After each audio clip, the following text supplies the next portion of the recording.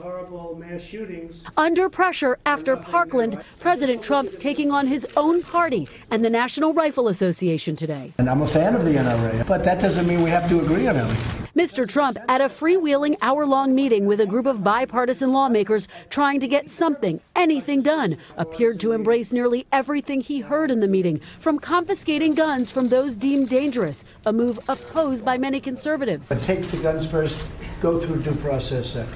And embracing long-held Democratic ideas like universal background checks and increasing the minimum age to 21 to buy some weapons, even taking on red state Democrat Joe Manchin and Republican Pat Toomey for not including an age limit increase in their background check bill. We didn't address it, Mr. President. Look, I think you know why? Because you're afraid of the NRA, right? No. At times, wheeling and dealing in real time. If you can add domestic violence, paragraphs, pages into this bill, I'm all for it. But can you add what Amy and what Diane have? Can we add them in? And I know you can add what John. Even pushing back against fellow Republican Steve Scalise, shot and nearly killed during a baseball practice last summer when Scalise suggested adding a measure involving a concealed weapons permit to a bill aimed at strengthening background checks. You look at the concealed carry population. We're talking about a whole new ballgame. You'll never get this passed. If you add concealed carry to this, you'll never get it passed. The president also reaffirming his commitment to pass an executive order banning bump stocks,